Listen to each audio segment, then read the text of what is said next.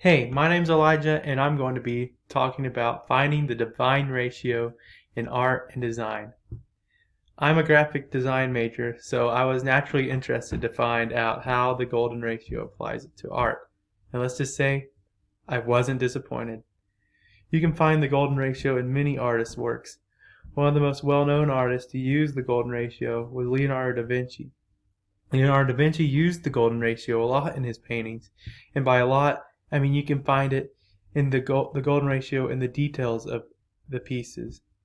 A good example of this would be in his rendition of the Last Supper, where you can see it everywhere. It's in every single nook and cranny of this piece. Even the way that he made the table from the top to the bottom of the legs is the golden ratio, and the top of the table to the bottom of the table top is the golden section. You can also see it within the top parts of the body of these people to the tops of the painting is the golden section. It's in everything in this painting, and it's pretty amazing.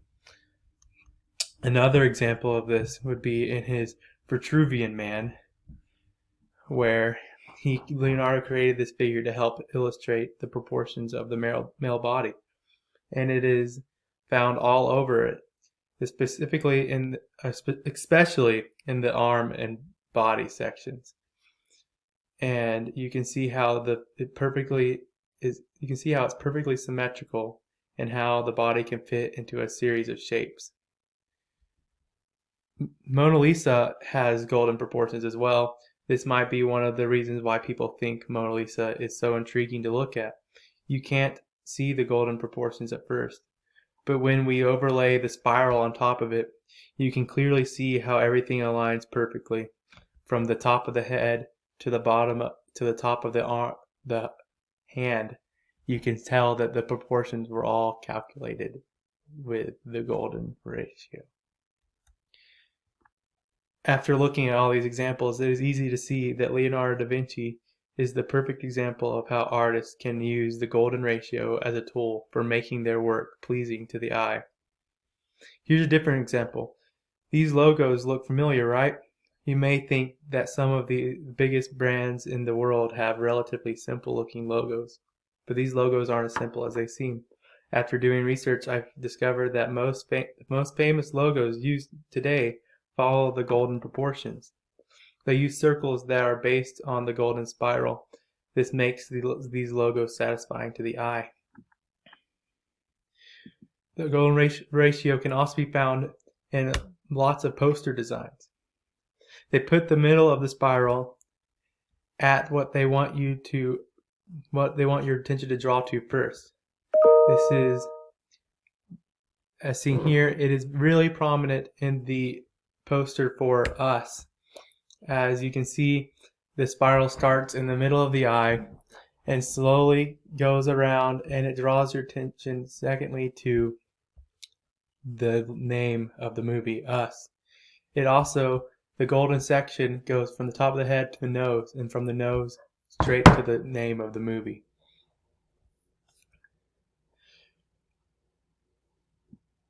And I thought this one specifically was very impressive and fun to discover. I started my presentation with my 5 people by showing them part of the video we watched in class with Donald Duck and Math Magic Land, because I think it gives a brief and solid explanation of what the golden ratio is. After I showed them the video, I showed them how you can find the golden ratio in art. I gave them these pieces of art and let them try to find it within them. Then I showed them the answers, and we discussed why this was. I also showed them the logos I previously mentioned. For the activity part of my presentation, I showed them how to draw the flower of life. The flower of life is part of the sacred imagery and is used in Buddhism. To draw this, you start with a circle and slowly start adding circles to the outside, as seen here. After they finished, I showed them how I had discovered that the golden ratio can be found inside the flower of life. As you can see here, I put a grid on top of all the intersections of the circles, and it makes a grid of the golden rectangle. My grid is a little rough because I had to hand make it. Anyway, I think this is a prime example of how these proportions can be found in everything, which is really amazing. Here are some pictures of the 5 people that I gave my presentation to.